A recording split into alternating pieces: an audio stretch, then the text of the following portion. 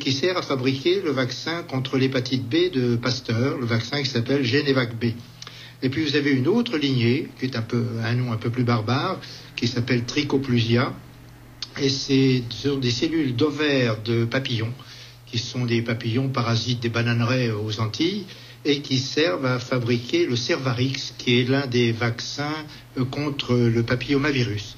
Et alors, ce que je voudrais dire à propos de ces lignées cellulaires, qui est très important, c'est que ces cellules, si elles sont devenues immortelles, elles ont aussi un autre critère extrêmement inquiétant, c'est qu'elles ont les caractères de cellules cancérigènes. C'est-à-dire qu'elles ont un karyotype, c'est-à-dire une garniture chromosomique qui est anormale, notamment en ce qui concerne le nombre, mais aussi parfois en ce qui concerne la structure même des chromosomes. Ainsi, par exemple, la lignée Véro, normalement, le rein de singe vert, il a 60 chromosomes dans ses cellules. Or, la lignée Véro, qui est une lignée continue, possède 55 à 58 chromosomes. Quant à la lignée CHO, c'est la même chose. Le nombre normal, c'est 22 chromosomes, mais les souches possèdent 21, 23 ou 24 chromosomes. Alors, l'autre critère également de ces cellules, c'est qu'elles ont perdu ce qu'on appelle l'inhibition de contact. Lorsque vous mettez des cellules en culture, eh bien, lorsqu'elles arrivent à se toucher et à remplir le récipient dans lequel on les cultive, elles s'arrêtent de se diviser. Tandis que là, ces cellules de lignée continue n'ont plus cette adhésion de contact. Donc exactement comme les cellules cancéreuses. Et elles peuvent se multiplier à l'infini. Alors nous pourrons voir tout à l'heure tous les inconvénients qu'elles présentent en ce qui concerne les sujets qui reçoivent des produits fabriqués à partir de ces cellules. Vous écoutez Radio Courtoisie, le libre journal des sciences et techniques animé par Paul Devels. Nous recevons aujourd'hui M. Michel Georget, auteur du livre Vaccination, les vérités indésirables aux éditions d'Angle. Nous recevrons aussi Madame Sylvie Simon, auteur du livre Les 10 plus gros mensonges sur les vaccins aux éditions d'Angle. Très bien. Alors je voudrais quand même résumer pour les auditeurs qui prennent l'émission en route. Nous parlons des vaccins. Nous avons constaté que ces vaccins sont très nombreux et très obligatoires, si j'ose dire, en France, alors qu'ils ne le sont pas dans la plupart des autres pays européens. Et nous sommes en train d'aborder la façon dont ces vaccins sont fabriqués. Et un grand nombre d'entre eux sont fabriqués sur des organismes vivants qui sont issus essentiellement, par exemple pour certains d'entre eux, de fœtus, c'est-à-dire d'embryons avortés, qui sont issus pour d'autres de singes verts, le rein de singe vert, et avec une hécatombe de singes verts comme on s'imagine.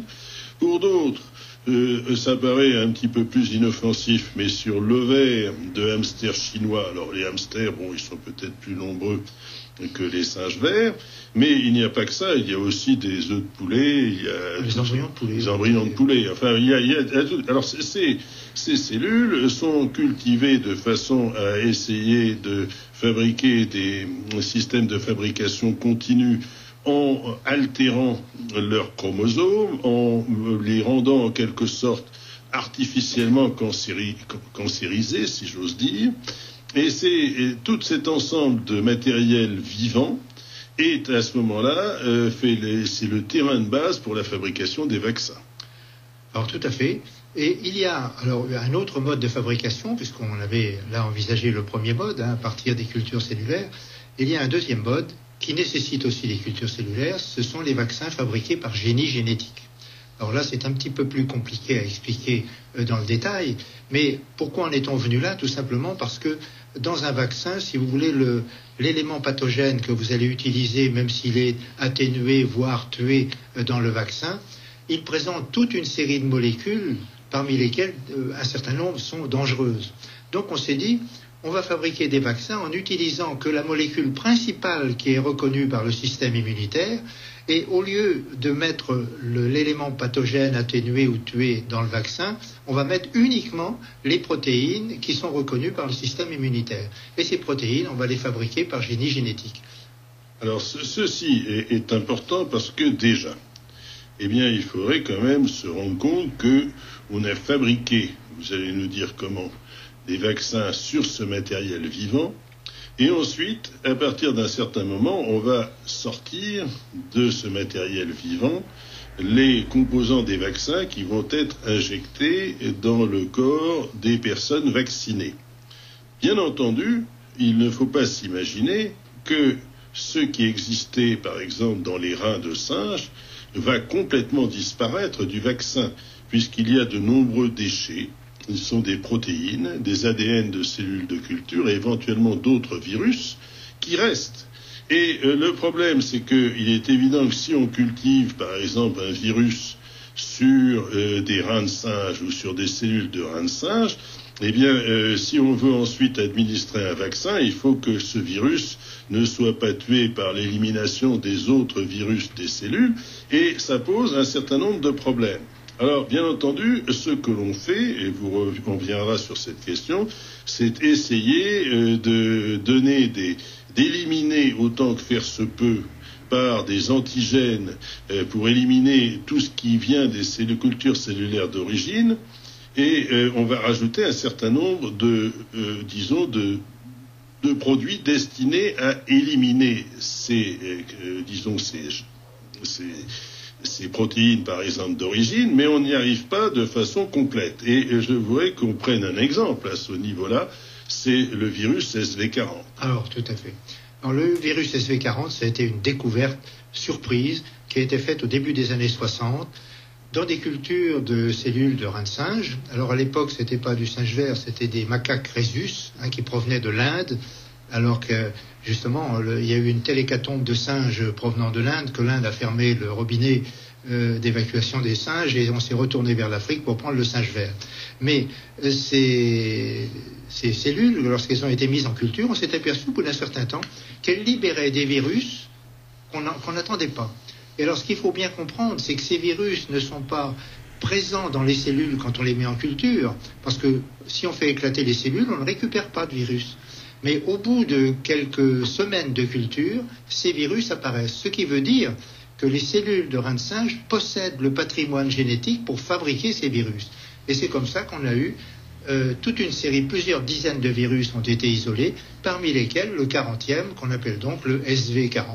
Et ce SV40 est un virus dangereux, vous allez nous dire pourquoi, mais il a contaminé tous, je dis bien tous les vaccins antipoliomyélites qui ont été utilisés jusqu'en 1963, ce qui veut dire que les personnes qui ont reçu une injection de vaccin antipoliomyélitique avant 63 ont été contaminées au SV40. Alors, ce SV40 est un virus qui résiste au froid, à la chaleur, au formaldéhyde, et il possède en particulier la propriété d'être hautement cancérigène.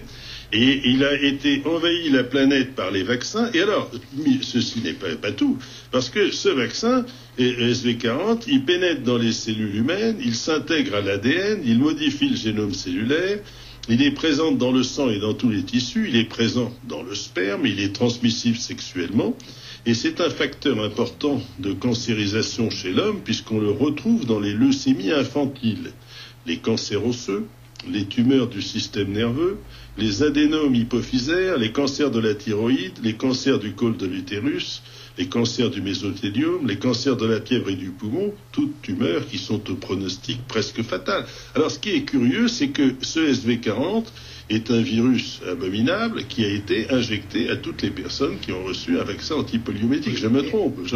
Non, et le problème, c'est que on a à différentes étapes eu des signaux forts pour faire en sorte que les choses s'arrêtent beaucoup plus tôt, parce qu'effectivement la contamination a duré 10 ans, de 1954 à 1963. Et là, on a découvert très vite que d'abord c'était cancérigène pour les hamsters, et ça donnait en particulier des cancers du système nerveux. Ensuite, on s'est un petit peu rassuré, et puis il y a une grosse étude qui a été faite sur 55 000 femmes aux États-Unis dans les années 50, où on a comparé, si vous voulez, le devenir des enfants nés de 55 000 femmes qui avaient été vaccinées pendant la grossesse contre la poliomyélite. Il y a eu les femmes vaccinées et d'autres pas vaccinées. On a suivi les enfants issus de ces femmes. Et on s'est aperçu que le taux de cancer, jusqu'à l'âge de 4 ans, était 2 fois plus important chez les enfants nés de mères vaccinées contre la polio pendant la grossesse que chez les enfants non vaccinés. Déjà, c'était très important. Et d'autre part, le cancer le plus fréquent était précisément un cancer du système nerveux, comme on l'avait découvert chez les hamsters. Et ce cancer était 13 fois plus fréquent chez les enfants nés de mères vaccinées par rapport aux enfants